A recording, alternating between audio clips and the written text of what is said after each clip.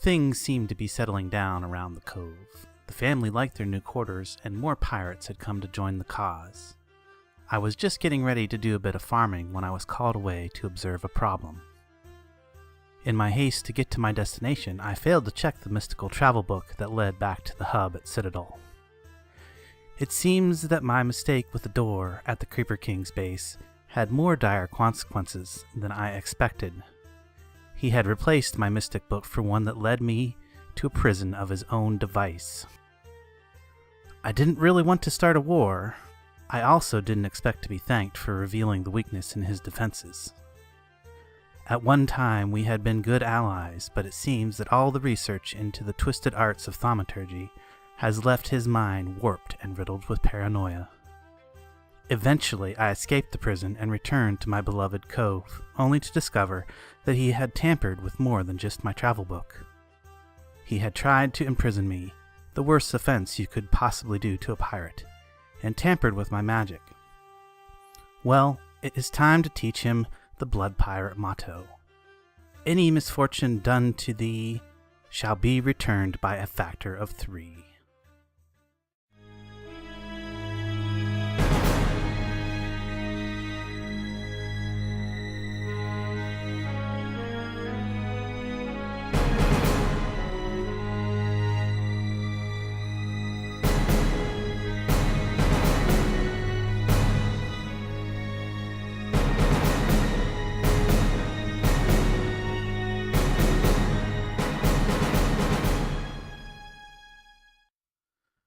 Arr, mateys! Welcome back to another episode of The Pirate Life. So, a lot has happened since the last time. Not so much around the cove, but I did add some new pirates. Let's see, we've got Doctor Who Villain. We've got Patrick. These guys, Doctor Who, and he apparently brought a samurai with him to help him retrieve this chest, which probably has some crazy world-ending alien technology in it, and I think he's going to take it someplace and get rid of it. I don't know. His police box is in here, the TARDIS. I made this TARDIS, and I was rather disappointed in the size of it. This is the DecoCraft TARDIS, so I think that should have been like a full-size TARDIS. I don't know. But anyway, it's like a toy TARDIS. So instead I made this one, which is the TARDIS hat on a hat stand. Kind of sticks through the roof in here a little bit, but you can make this look pretty much level with the ground if you put half slabs around it. Like if you have a half slab floor and then, you know, bury the stand itself kind of like in a little bit of a hole, and then it looks almost like a full-size TARDIS there on the ground. Anyway, so yeah, there's Doctor Who and Patrick. That would be the game doctor on the forums.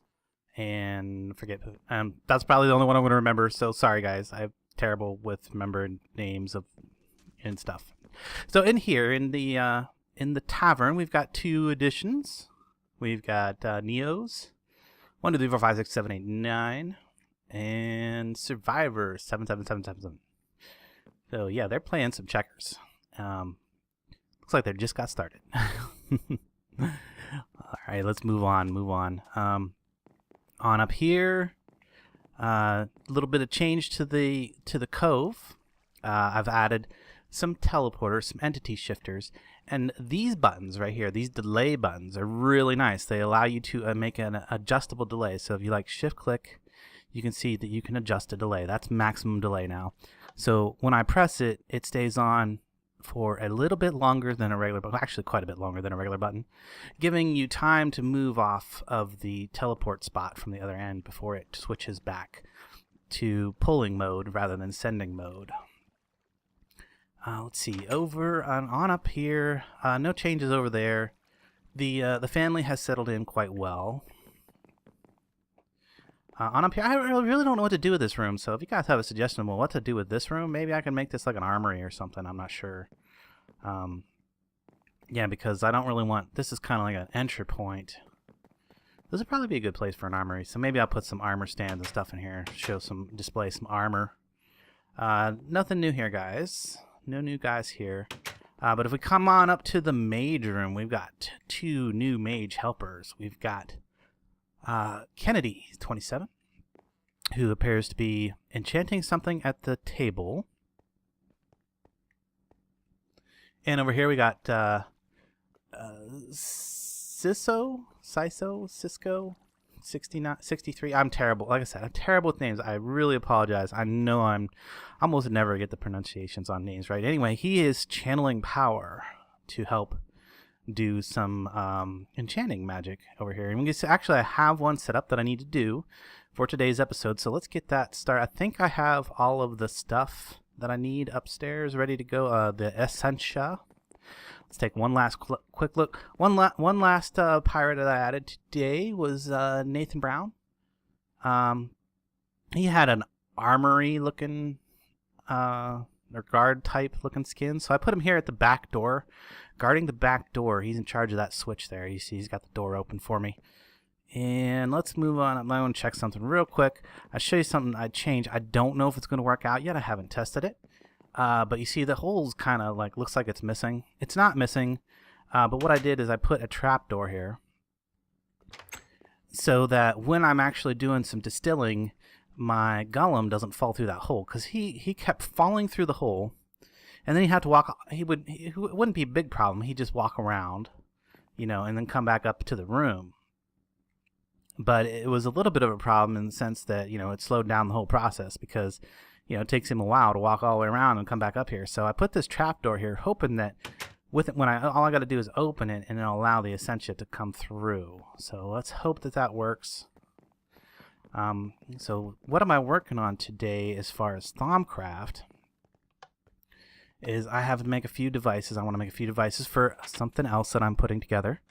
So if we look under the wands, I'm making a wand recharging pedestal. I'm going to want the little piece that I put on top of it too, the compound recharge focus, that will allow you to drain off Viz from the compound aspects of a node, because I have a plan. So there's my wand recharge pedestal. All I got to do is put an arcane pedestal in the middle, and I think I have everything else in place, which is, yeah, it's the what is that called? Forget. Let me look. The Primal Charm, that's what it's called. Primal Charm, 2 diamonds, and a piece of gold. Yeah, they're all in there. So let's grab out an extra arcane pedestal. Put it on that pedestal on a pedestal. And go ahead and activate our ritual and see if this works, because I'm really, like I said, I haven't tested the trapdoor theory here. Whoops. Let's see if it draws it down through. Yeah, it comes down through just fine. No problem there. Alright, so yeah, we're going to enchant this up. We're going to get our wand pedestal, and then I'm going to need to make the other device. Yeah, I don't need to watch these too closely, because with the amount of skulls that I have, and candles, and other things that I have going on around here, it's fairly stable.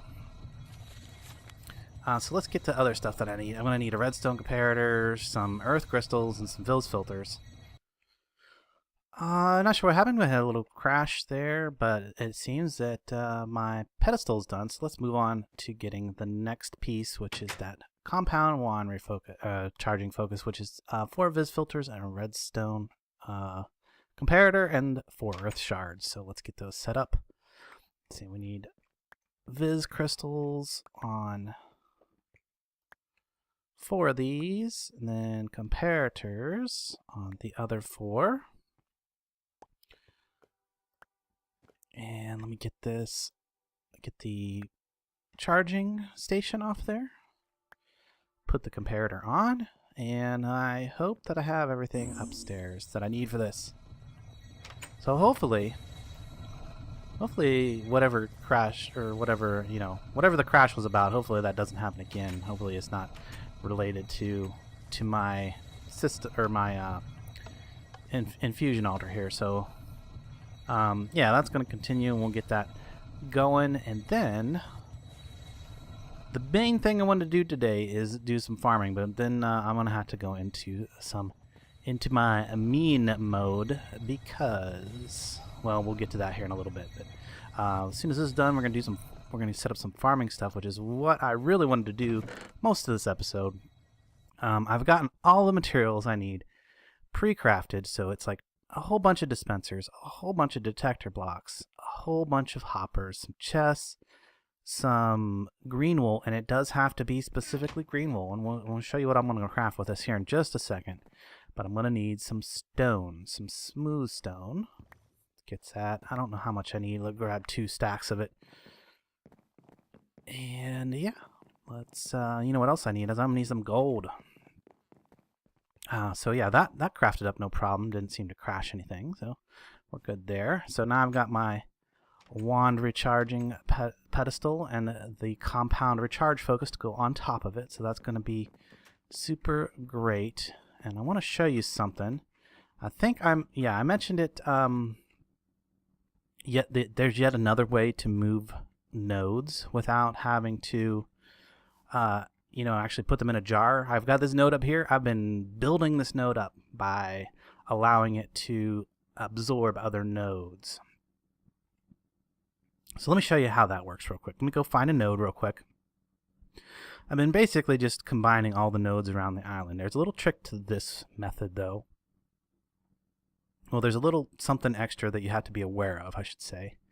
Let me find a node. I think I've got all the close ones. That's going to be, okay, there's perfect. Perfect, because this one has water, earth, and praticanto, the black one. So what you do is you get a block directly underneath the node. You set a tag to that block. So this whole, I'm not going to put a special pirate tip at the end of this episode. So basically this one's going to be filled with several pirate tips. This is basically one of the first pirate tips. Yet another way to move nodes around. I think I already showed this one. No, I didn't show this one. I showed you how to move them with Archimedes ships. I've showed you how to move them with blood magic. Now I'm going to show you how to move them with item shifters. So now I just set that, and there it goes. It pulled that node that was over there over to here.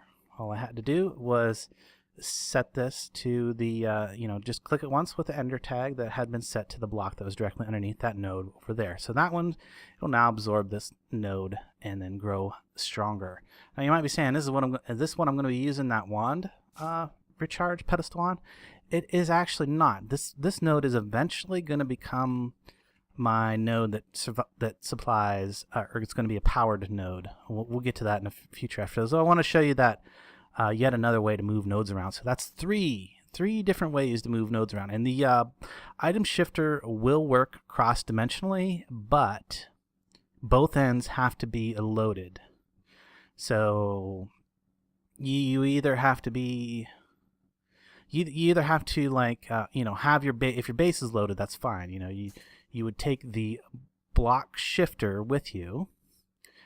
You would have your ender tag set to the location where you want to send it to back at your base.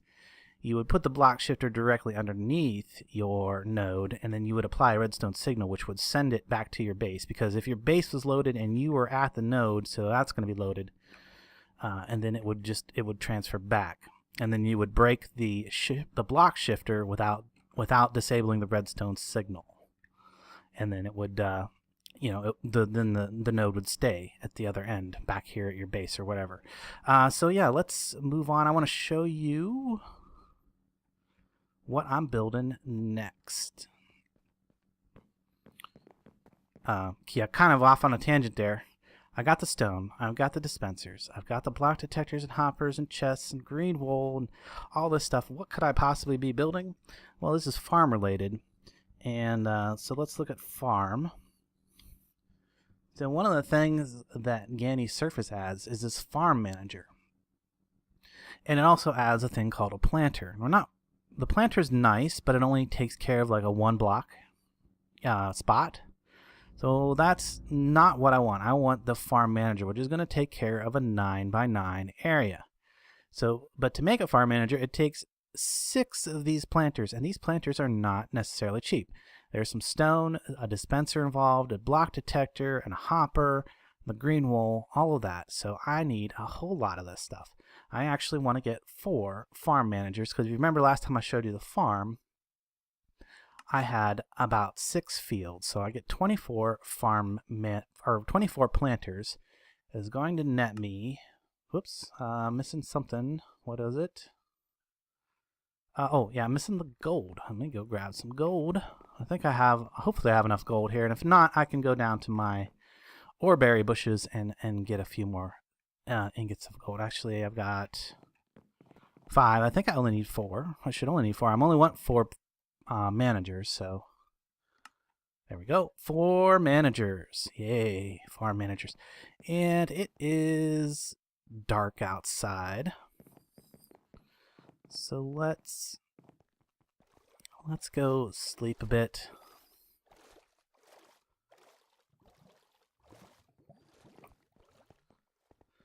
There we go. I don't want to go over by the village while it's dark, because I don't want village getting attacked by zombies and whatever else might come over there and attack my villagers. So let's head over this way, and this trick-or-treat thing's still here. So what's up? What's it's empty, and there's something. Oh, you know what? This is going to be very helpful, because I have we'll get into this later on, but there's a bit of a wizard war going on right now. So yeah, we'll put that away for now. Thanks, Nemsum. I guess it has to be who left it there, because I'm pretty sure that. Yeah, I'm pretty sure he's the only one who's gotten anybody's tags.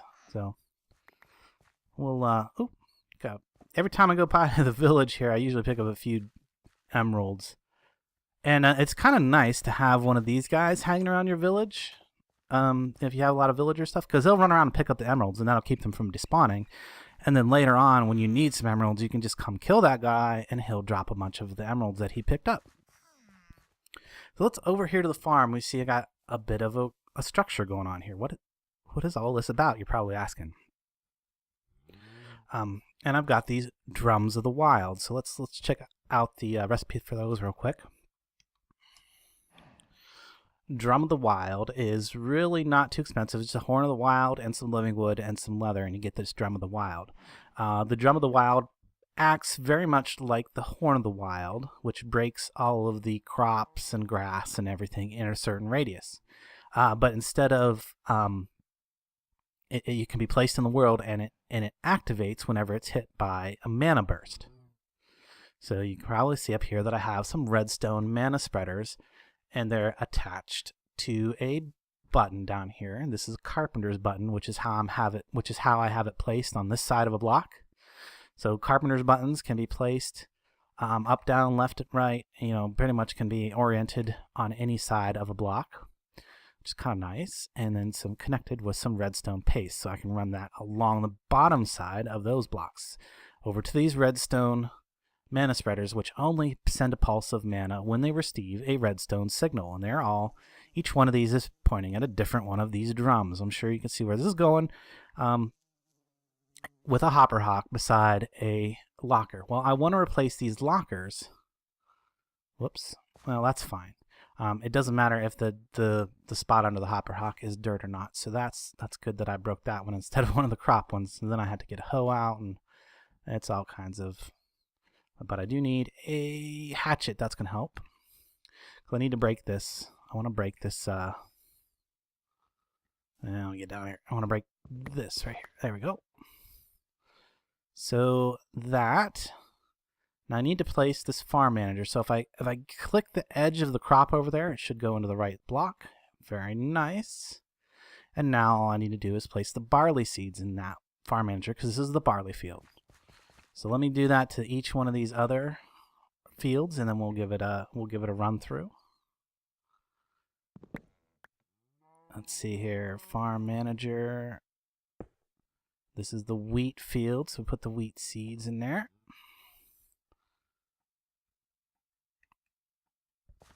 Oh, I broke that one. Broke 2 of them. For some reason, I break crops a lot easier with whatever equipment that I'm wearing.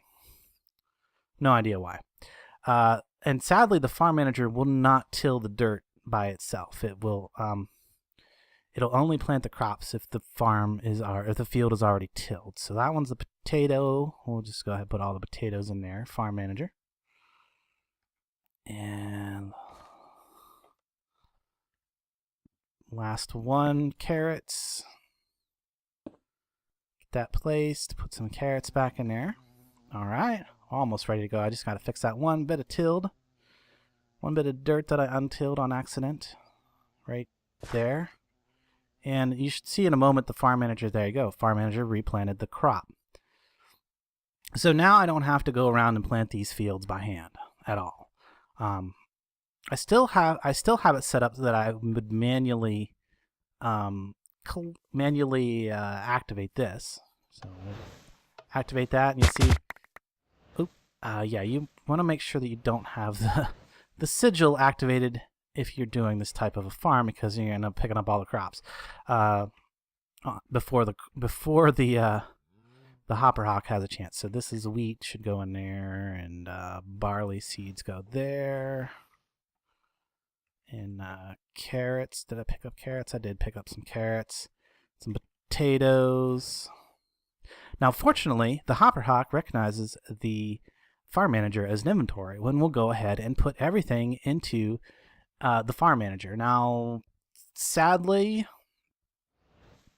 the hopper hawks overlap their range a little bit. Even though I'm not providing them with any mana, they still have a really big range. So these hopper hawks are actually picking up stuff from the carrot field. The carrot one's picking up stuff from the, et cetera, et cetera.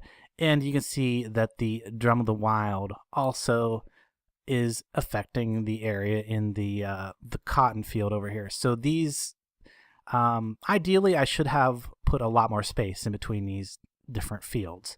If I wanted to keep them all separated out and all that. But it's not too big of a deal. I can just come by here from time to time and click that button. It'll harvest up a bunch of stuff. If I want, I can click that button until there's nothing left to harvest. And the other thing I was thinking that I could do is set it up so that it automatically pulsed once per day. So like whenever the sun came up, it would send out a redstone pulse and harvest all the crops, or harvest a bit of the crops each day. There's other ways that it could be done. You could actually set it so that it sent like 4 or 5 pulses every morning, so that it would absolutely break every crop. But yeah, and the farm manager does not work well with the cotton. If you put cotton seeds in it, it will replant them as if they were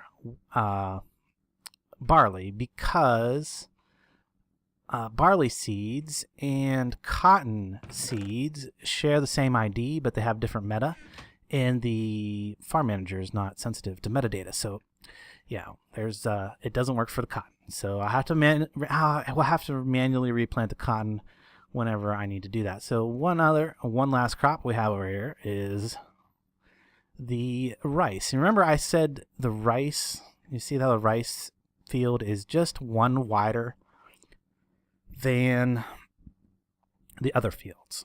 And the reason for that, you can probably guess, because I have all these dispensers around, is because I needed it to not break the hopper hawk in the middle of the field when I push this button. So let's push this button and we can see how this one works. Look at all that. Rice is harvested, retract water, and maybe he'll figure out, yeah, there he goes. And then my replanter buddy will go around and replant all the rice. So, and that's how that one is pretty much automated. Not so much 100% automated, like I don't have to do anything, but all I got to do is come over here, push a couple buttons, and my farm takes care of the rest. So back here we can see that I have some hops. This is where all the Growthcraft brewing stuff is created. I have some beehives where I get my honey to make the mead, and I have a vineyard right over here with all my grapes. So yeah, that's where I'm growing all that stuff. So that is the farm. I haven't built the farmhouse yet. Still have the nice barn with some cows in there. So yeah, there's the farm. That's one of the main things I want to take care of today. Show you how you can automate this. This is a lot more flowers than I really needed for up here. I probably would have been fine with just 4.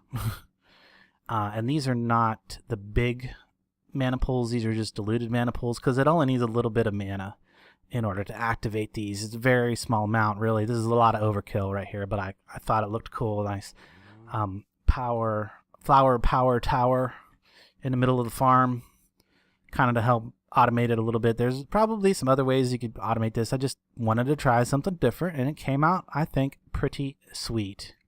It looks cool. It has a cool effect. You can go ahead and push that button one more time. Just boom, boom, boom. Yes, and it harvests a bunch of crops. The hopper hawks suck up all of the seeds and stuff, put them back into their farmer, and the farmer is going to take out of the first slot. So even when it gets mixed crops in it, as long as that first slot stays full of, whoops, that one has rice in it. That should stay over here. So long as the farmer has enough of the crop to keep planting from the first slot, the field will stay the same. The extra crops in it are not gonna be like detrimental, really bad. Maybe if I move these 2 hopper hawks to the other side, they wouldn't pick up those crops from over there quite as much. But it's not too important that they stay sorted because they're gonna remain mono-cropped fields because that first slot's gonna always fill back up with whatever the primary crop for that field is. So anyway, that's the farm. We're going to move on now. So let's talk about what's been going on. So last episode, I showed how to bypass Thaumcraft defenses and get into Corjante's secret bedroom. Well, I guess I shouldn't expect him to be happy about that, but I didn't expect him to overreact the way that he did. And so what he did is he replaced my book down here. He replaced my Mistcraft book that sends everybody back to spawn. So this is kind of a nasty trick because he had us trapped, me and Van Hal, trapped in a room temporarily. We did find a way out. I'm not going to reveal how we actually did get out of there, but here we go. I want to show you a clip of me being trapped in a room, and I'll be back in a moment. So it seems that Corjante has decided to retaliate by trapping me in a completely warded room. Oh, and now Van Hal. Oh no, we're in the nether. Trapped. I hope you brought some way to get out of here, Van Hal. Oh, I didn't think we'd be in the nether. I brought a book to the nether. Oh, yeah. So you're now trapped in here being griefed by Corjante. You realize that now that you've griefed me, Corjante, you have opened up a can of worms. Okay, so yeah, you can see that I was trapped in that room, and really, technically there's no way out of that. Like, if I didn't have like some special trickery to get out of there, I would have been stuck in there. My game would have been over. I would have been able to do nothing from that point on. That's a little beyond a prank. That's more like grief. But we're gonna ignore that fact for now because of the Blood Pirate motto. So the Blood Pirate motto: whatever misfortune is visited upon me, I will return by a factor of 3. So yeah, so he did that to me. You know, he replaced my book. So I went ahead and went to his place and replaced his book and trapped him in a similar situation. Very similar situation. So we'll see. Maybe you can see here. I'll show you a video of a little bit of that.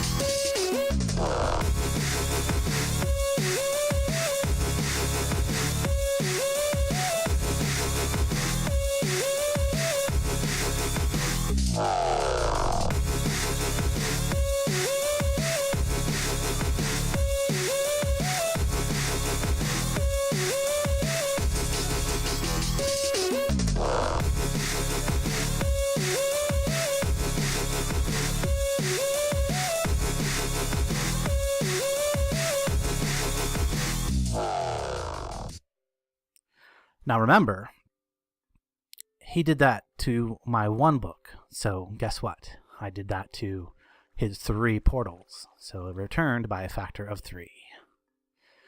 So then I was working around the base and stuff, and working on my, using up some blood magic. I turned my spawner on, and over here at the blood altar, we'll come over here at the blood altar. Actually, we're going to go in the witch hut and sleep off the night. I got the night vision now, so it's hard for me to tell when it's actually night. But when I look up in the sky and I see stars, I know that it's nighttime. So yeah, if we look over here at the blood altar, we can see that my orb is in there, but the altar is completely full of essence. Well, that seemed a little suspicious to me, but of course then I looked at Walla and see that my altar is tier 2. Well, clearly it's not tier 2. I have all of my, blocks around here, so something has, happened. What's going on here? Aha! That is not right. So, yeah, he has broken my altar, so he's messed with my magic. Well, I think it's time that I mess with his magic then. So if he's going to mess with my magic, I'm going to mess with his magic. Remember, he's broken my altar, so I get to break 3 of his things because that's the Blood Pirate motto. But first, we need to fix this. We don't want to leave this broken like this. So how can we possibly fix this? Well, do I have a rune that I can put back there? I can put a rune of sacrifice back there for temporary. If I can just get this one out of there. Well, we know how to do that. We can just block shift it, I think. And we're gonna need to get a block shifter somewhere. Where can we find a block shifter? I don't know if I have one of these made just yet. Let's make a block shifter. And we've got some stuff, and we've got ender pearl bricks and ender pearl blocks. Actually, what I should do is just go up and grab the one that's underneath up here for the moment, because I don't really need this one here right this moment. I can put it back later when I'm done with it. Bring our block shifter down here. And we're going to put this directly underneath the block that I need to get rid of, because that's the one that's broken now. And I need a lever. Let's see, do I have a lever on me? No, I should have grabbed that while I was up this general area. Grab a lever, and we're going to get rid of this. Where can I find a lever? Probably in all this redstone stuff. Yeah, there's some levers. So lever is going to keep that redstone signal on until I break the block. Is what I need to do, because I need to send. I need it in send mode. In order to send mode, I have to apply a redstone signal to it. But first, I need to give it a destination. Well, I don't really want it up there. That's where, or I don't. Actually, I would just send it over somewhere in the and this tag is set up. It would send it someplace over on the other side of the island. Not perfectly ideal, so let me grab out something else that's going to help me. Somewhere in here, there we go, I got a green backpack full of stuff. In here I've got some extra linking books that link back to my place just in case somebody tries to stick me in a room again. I will not be trapped whatsoever. And I have this ender tag, which is set up to a destination that's kind of important. So let's send it down there. And I'll show you where that goes in a minute. So let's see. Does that work? Okay, that does not work. So block shifter is not going to do what I need to do. That's kind of saddening. I was hoping that block shifter would work for that. But that's okay. I have an alternative. Let me clean up my inventory. Collect all this stuff back up. Oops, I actually ended up going downstairs into the item collection system. So let me clean up my inventory and get back to you in a moment, because I'm going to have to actually craft something with my altar here real quick. But and I've got too much junk in my inventory right now, so I'll be back in a moment. Okay, so it seems to be a little more serious than I initially thought. So what's going to have to happen? Because I can't currently make the item with a tier 2 altar, that I need. So that's extra bad, but I can still fix it. So let's fix this. What I'm gonna have to do. So this has broken my altar. It's broken my ritual. It has really put a hamper on my day. So let's come over here. I'm just gonna put this stuff right up here for now. So click that. That should bind that to this location. Yeah, there we go. The problem with using this is it's a 3x3x3, which I didn't want to do. Didn't really want to use a 3x3x3. But that's what I'm going to have to do in order to get this to go away. So now if I put this in here and apply a redstone signal, which the lever went down here. Somewhere, should be in here. Yeah, there's my lever. Grab my block shifter while I'm down here. And I should have put away these things, the crafting clays. So now if I no, what is up? Not working? Probably not. Oh, because well, here's a little thing to know about these warded blocks. They do not transmit redstone. So okay, that didn't work. Maybe I got to put it right on top. There we go. That moved it. That got rid of the warded block. Unfortunately, it broke my ritual, so I'm gonna have to redo my ritual, and it moved a few of these other blocks. So I'm gonna have to put them back. So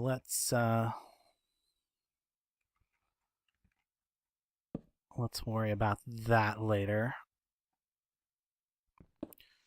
So this one's important. There's actually I've discovered there's some more nasty going on, and we'll get to that here in a minute. We will go fix that too. Or well, I don't think I'm gonna fix the other thing because it's not important. I guess that's going to be one of the stipulations to a truce. He's gonna have to come fix that other thing if he wants a truce. So yeah, I'm gonna have to go down and fix my my ritual now. Oh, and let me grab that out of there. As soon as I got my altar back up to the proper tier, this went ahead and made a regular transposition focus. So now I can move one block at a time with this one. So yeah, I want to keep that one. That's my one block at a time. This is 3x3 by 3 area, and I'm not always going to want to do that. Sometimes I'm going to need to move just one block, and this would have been one of the times I could have used that. Unfortunately, I wasn't able to make another one until I fixed the altar. So yeah, well, we're going to need a piece of cobblestone to go back in there, I think. Or something solid in there. Let me go, where? Oh, yeah. I'm a little distracted and trying to keep calm. So yeah, I need my, there it is, ritual binder. Ritual diviner, I should say. Okay, to fix this, I have to come down here into the actual spawn room, find the center here, and expose there it is, the master ritual stone, and fix that. That should fix it. Let me come upstairs real quick and look. Okay, yeah, I'll put back the couple ritual stones that were missing, and then I'm going to need to fill that back in with some cobble. And then to get it working again, because that ritual, I had to break the ritual, I'll have to reactivate it now. So in here should be my, yeah, there we go, an activation crystal. So let's just click that. Did that work? I hope that worked. I guess I won't know until I turn it on. Usually there's a message down in there. So maybe the message only comes if it doesn't work.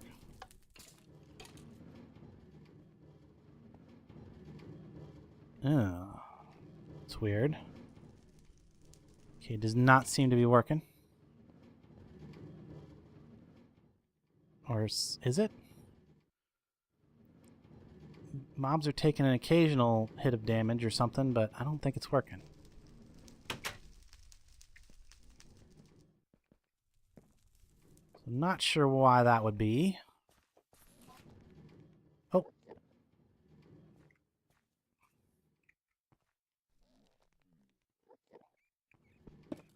Well, I could try click on the top of this. Nothing appears to have happened. Uh-oh.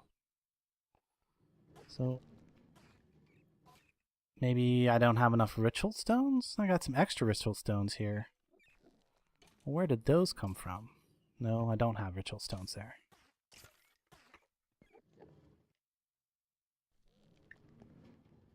There we go. A rush of energy flows through the ritual. Very good. Okay, now it's working again.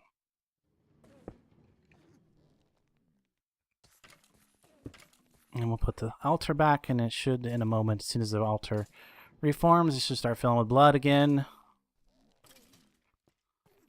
Here we go. It's working proper now. Put that back. So, okay, yeah, a lot of hassle there to get my magic to work again. Not too happy about that, but remember, we're going to return that by a factor of 3.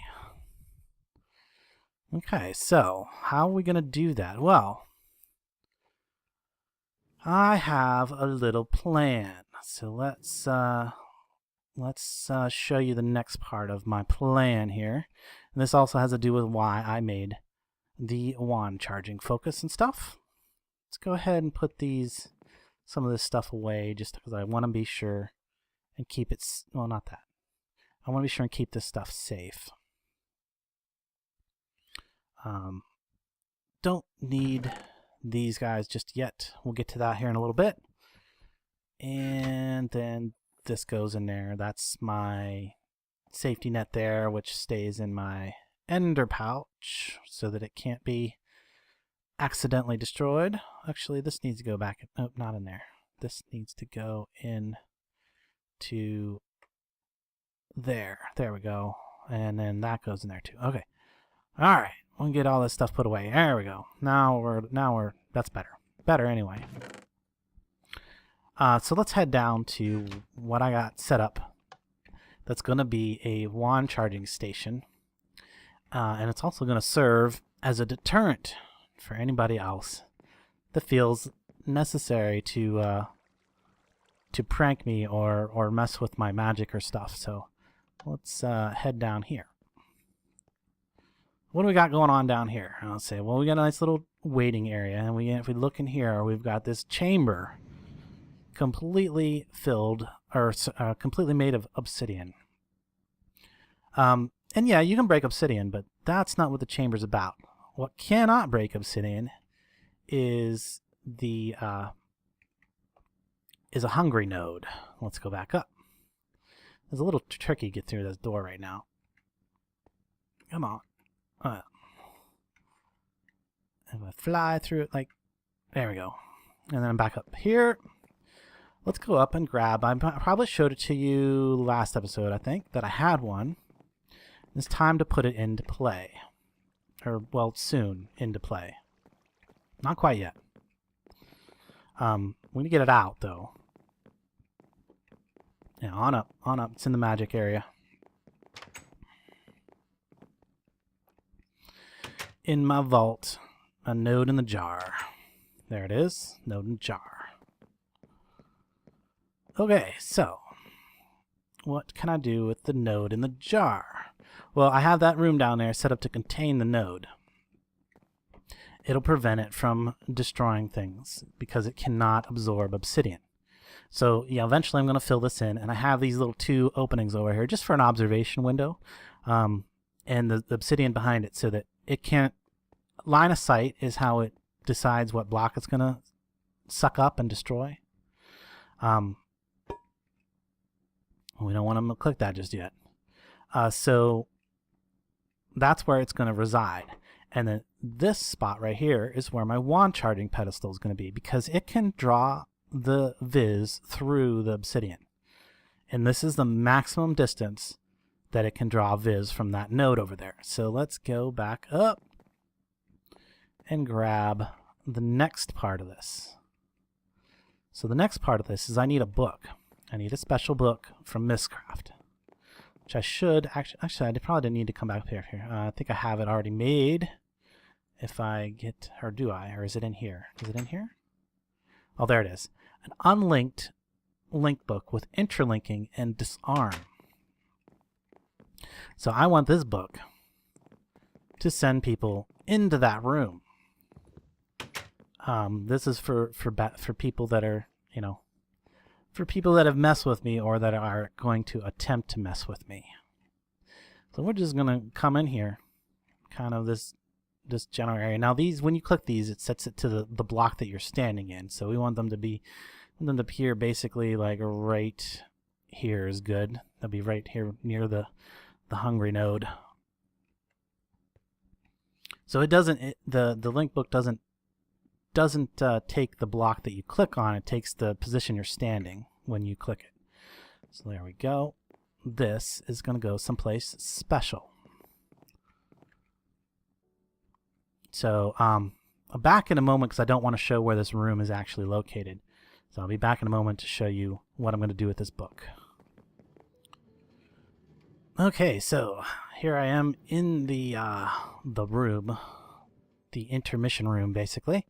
What I'm going to do over here is I'm going to put a hopper hock on that block of dirt and some lockers set up right here to collect items with some hoppers leading into those lockers.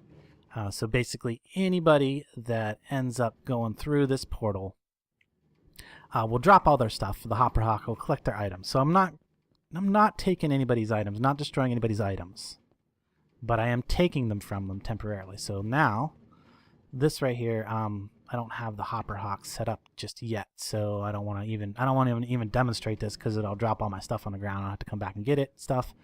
But anyway, you can see that we got a portal here, and it's flat. So I could drop people into there via another Mistcraft book. I could, and what I intend to do is this layer right down here, is I'm going to put entity shifter blocks, 16 of them, 16 entity shifter blocks, and those are going to be set to various locations that will basically, if somebody missteps, they'll get sent into this room down here, and you know, I'll collect their items and then they'll get eaten by the hungry node. So okay, I'll be back in a moment because I'm going to go over to Corjante's and cause some trouble, because he caused me some trouble. Okay, I just wanted to get this on camera. We can see that Corjante has also disabled my automatic item generation stuff going on over here. So let's see, that's 2 automatic systems he's disabled, so I get to disable 6 of his. Alright, so let's head over there. Now, right now, I've fixed my book. I've put that back a normal book. I made sure to label it so that I would know that that was labeled. If I had been paying close attention to that book, I wouldn't have been trapped, because the book that he put down there was labeled to the Nether, and it had his name on it. So it's like, it's not like he's gonna, you know, fool me into thinking that it was someplace else. So if we come over here, we can see he's already disabled his portal to spawn, because apparently he's gone through that. So I think I had a disarming interlinking book there, and yeah. So let's get our Thaumian Boss wand out. Let's also get, let's see, where is it at? Oh, it's in this. It should be in here. There it is. My wand focus of warding. So let's go ahead and get ready to disable a bunch of his systems, because he did it to me. Turnabout's fair play, and Blood Pirate motto is, whatever you do to me, I will return by 3. So what have we got going on here? I've already disabled his systems right here. You can see that this has been stopped. He can no longer create wood and stone with these two systems. This one stopped too. See, there we go. What has he got going on here? Great wood planks in the middle of the ground. That's suspicious. It's not a trapdoor, but I'm really curious about what might be on the other side down there. It's probably just goes down into his Thaumcraft area. So Thaumcraft area here. We need some stone. Let's go take some of his materials to use against him. Ha. We just need some basic stone because you can't. One thing I was sad about is you can't ward glass, so that's kind of a bummer. But if we look in here, we can probably find something. A little bit of cobble. That's good enough. Doesn't have to be pretty. In fact, it's probably better that it's ugly. So let's say, okay, we've got two automatic item collection systems disabled. Well, this one's got to be disabled, of course. So let's disable this one. There we go. No more automatic wheat. Let's see what's going on down here. Let's disable this one. No more automatic apples. Okay, that's 4. What else?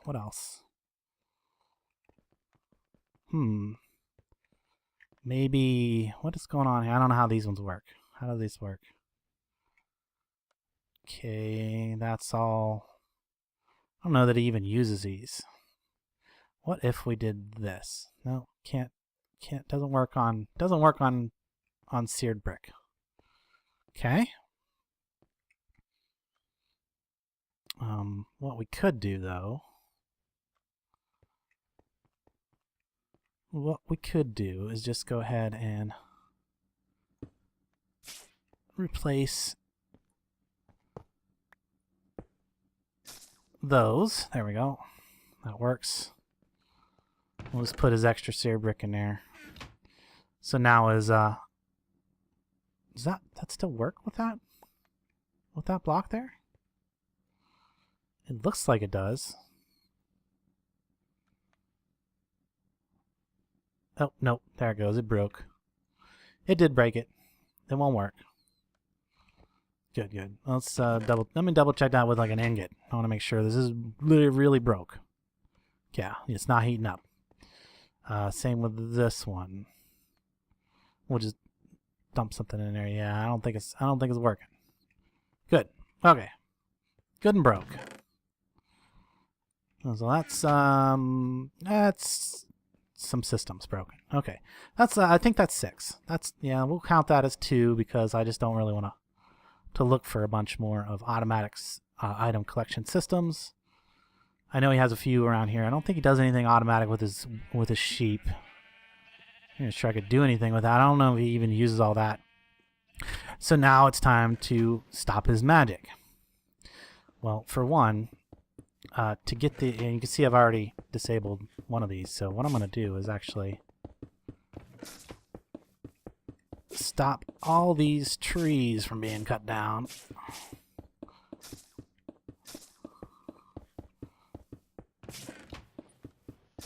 And this will... I'm not even... you can see it's kind of already working because he's just sitting there trying to chop this one block down and it's never going to happen. So he's just going to sit there, continuously try to chop that block down, and it is never going to happen. So these guys are never going to do anything or get anything. And this guy is constantly trying to plant a plant there. So basically this system has been disabled. I just got to get up out of here. So yeah, that system's been disabled. So that's his Britannia magic. That should be pretty much disabled at this point. Aside from whatever went in there already as far as wood. It's not going to get any more wood. And we've disabled this. This is part of his Britannia setup. That has been disabled by using the warding. and as well as his elf gate is disabled, so he can't collect any of those high tier resources or do anything with his mana. He doesn't really have much mana right now, looks like, which is good. We'll just completely disable all that, so there's a little bit in there or whatever. What is this? What's this do when I throw it in there? It turns into sand. Does the sand turn into something else? I'm just trying to think of if I could, use this mana up so that it doesn't have any access to his Britannia stuff. Now, I have no idea where he's moved his blood altar. He has a blood altar somewhere. I think he's hidden it so that I wouldn't be able to do the same. But I have another plan to disable his blood magic. And yet a third plan to disable his Thaumcraft. So over here, he's got this obsidian farm that he pretty much copied my design after I showed it to him. So let's take a quick look at how this works. I'm going to look in here. So we want to... What we got going on over here? Redstone signal goes down that way. Water. Okay, what has he got going on? All right. Cool, cool. Cool. So yeah, we want to, first of all, yeah, let's see, how can we do this? Oh, I know. We're gonna move that. Bring it over here. Right? I think it has to be facing like this. Yeah. I'm going to take that out of there.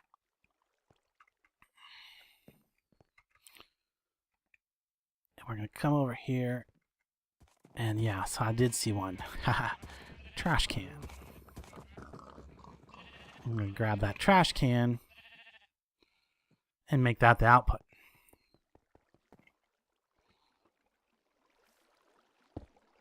Like so. Okay. So now all I need to do is prevent him from being able to get back into here to disable this again.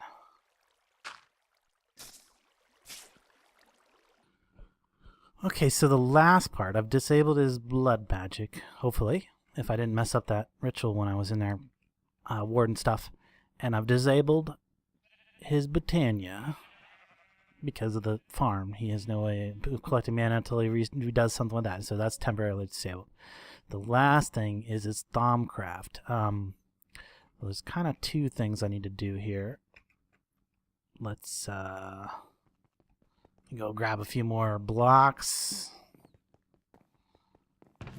from in here. Yeah, that'll work. The final thing to do here is to disable his ritual down here, and that's only part of it, because Thaumcraft, once you have the items, you know, the only thing that you could possibly do to disable that would be to actually remove the items from him, and I have a plan for that too. So, so we're going to disable his altar by encapsulating the primary functioning part. There we go. That's disabled. So, and then the other thing is going to be to get his items off of him. So what I'm going to do is, you may have noticed earlier when I opened this, I have all these extra ender tags. These right here are going to be for different locations around his place. And you remember the